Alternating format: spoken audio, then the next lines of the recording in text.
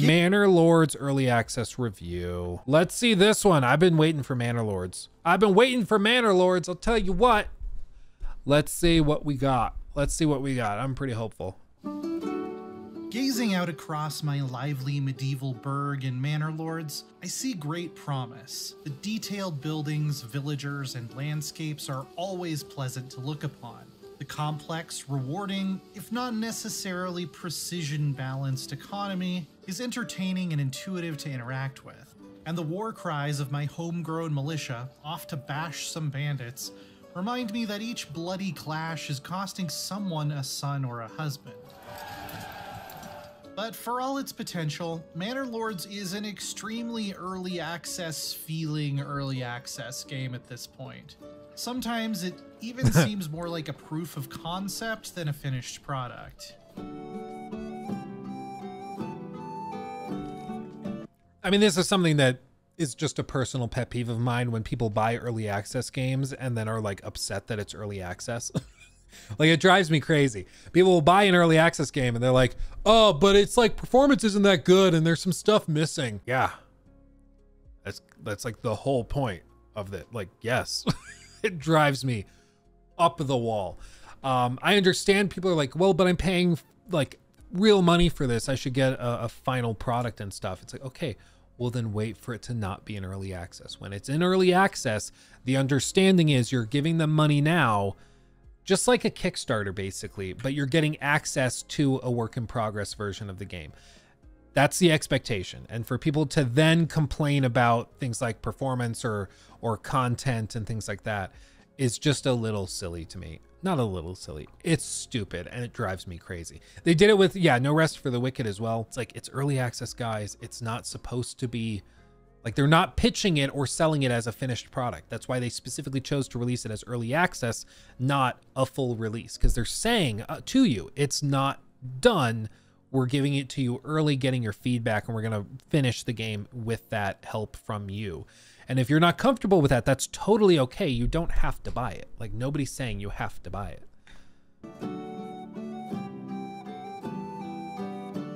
There is plenty of fun to be had in this initial release of Manor Lords. The freedom to lay out bustling streets and market squares, putting villagers to work on sprawling farms and in smoky backyard workshops, is a joyful and generally well-paced experience. The road tool is a little fiddly for my liking, but laying out custom lots and snapping everything together dynamically at the corners makes it easy to craft settlements that look and feel cohesive and realistic. One of my favorite little touches is the addition of backyard workshops, which let you move commerce into the places where people actually live. That's much more accurate to the era Manor Lords is trying to capture than having massive commercial buildings everyone works at. I get this cozy, familiar feeling when I zoom in and see that this is where the town blacksmith lives, and just across the way, Herman and Agnes brew beer for the lively tavern down the road. Shout out to Herman. Herman's always got you. The music goes hard though. Yeah, dude, for real. For real. Oh, Bill, nice try. I'm not biting that bait. No way. No way. It is. I'm not biting that bait.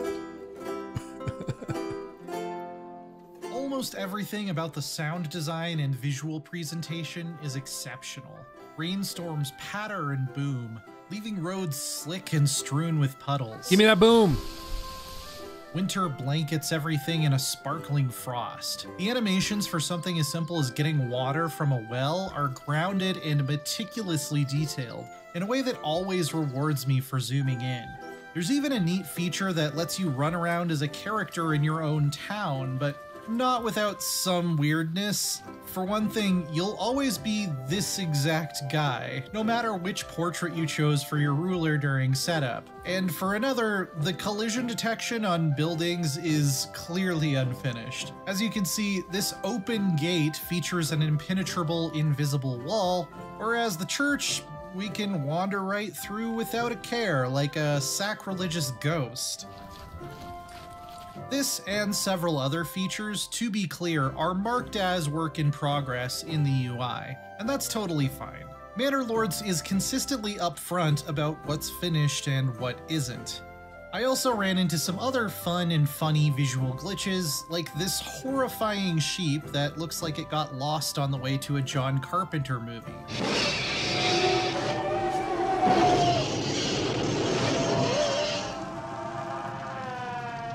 Again, stuff like this doesn't ruin the experience, but it does remind me that we're very early in early access. These are always like, it's kind of conflicting though, because on the one hand, like you want to mention it, you want to bring it up because like it's something players will encounter if they give money and get access to this. But also it's like, yeah, no, this is extremely expected. Like if you've ever played early access games, very, very expected. The main difficulty in Manor Lords comes from keeping all of your villagers supplied with food and fuel so they don't die, then providing them with amenities like clothes and beer to level up their dwellings and start producing wealth. Hell yeah. It's a pretty decent little economic loop that offers enough friction to prevent outright snowballing, especially when you get a large population that is dependent on crop fertility, mills, and bakeries to not starve. You can even specialize a settlement in making money and trade for most of your material needs, which is pretty neat. It can be a bit rough getting things going initially though. As I discussed in my 6 things to know before you play guide, there are very limited ways to distribute your starting 5 families' labor that won't get you into big trouble. The tutorials are decent, but the UI sometimes made it difficult to find the information I wanted.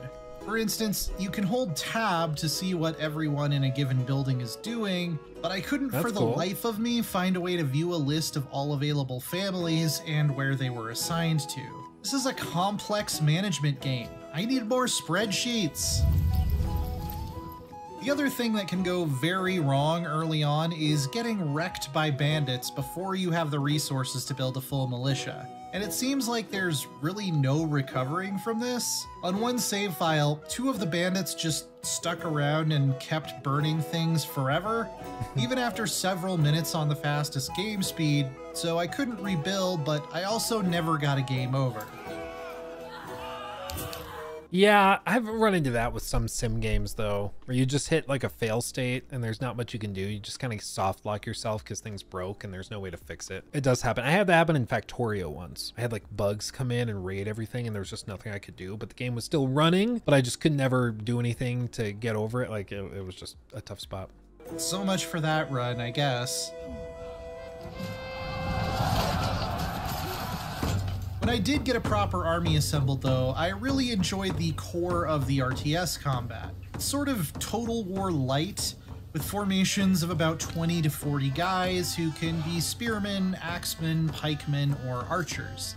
Each of these must be equipped individually with weapons, shields, and armor that you either have to make or trade for yourself, which ties the economic and warfare systems together nicely. Eventually, by building a manor, an elite cadre of men-at-arms can be recruited, who are fully customizable and can equip even better gear.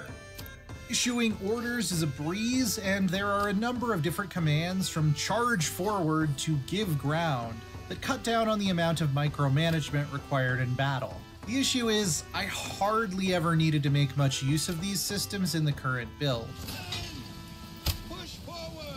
Your ultimate adversary, that nasty Baron across the way, was never able to put together an army that could compete with one even a fair-sized town of my own could muster. Random bandits become almost a joke to deal with once you have at least 2 full regiments. I didn't even find myself taking enough casualties to affect my economy much in the late game. It is cool though that you can have like a fight that causes so many people to die that it throws off your local economy. That's kind of cool. Outgrowing the greatest possible military challenges seems far too easy.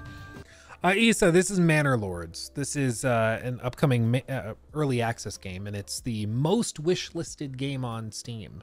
It left me simply waiting around to generate enough influence to claim more of my rivals' lands. A system for the king's favor, which can speed this up, doesn't seem to really be implemented yet. Oh, and that manor I mentioned earlier? It's also quite a bare bones and clunky system at this point, though again, the UI will warn you of this.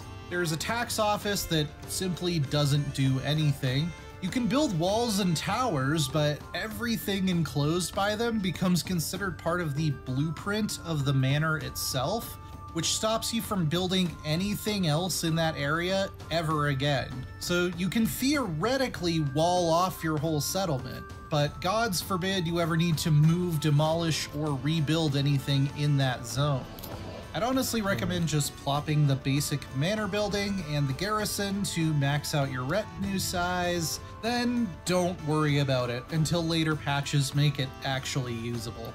There's also only one map right now, which is a bit of a bummer. It's huge and gorgeous, featuring several regions you can start your settlement in, but I look forward to seeing more varied geography in the final version. Also, not letting me pick my starting tile is pretty annoying and often led to me restarting over and over until I was randomly placed in the one I wanted. Yeah, that's just a little mini oversight.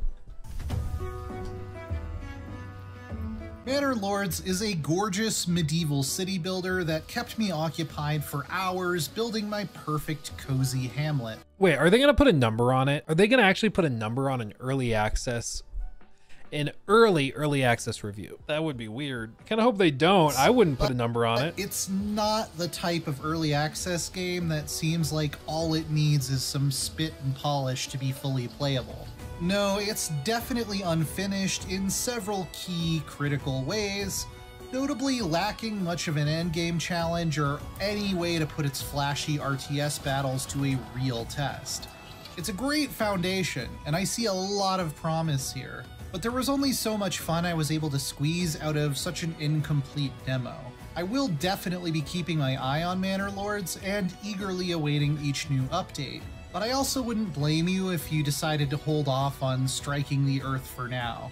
That's not a dig at all. I said the exact same thing about Baldur's Gate 3 when it first released into early access, and it eventually came full circle to become one of my favorite games of all time. But I have to be realistic about what's here right now, and it's somewhat less than what would allow me to recommend it wholeheartedly.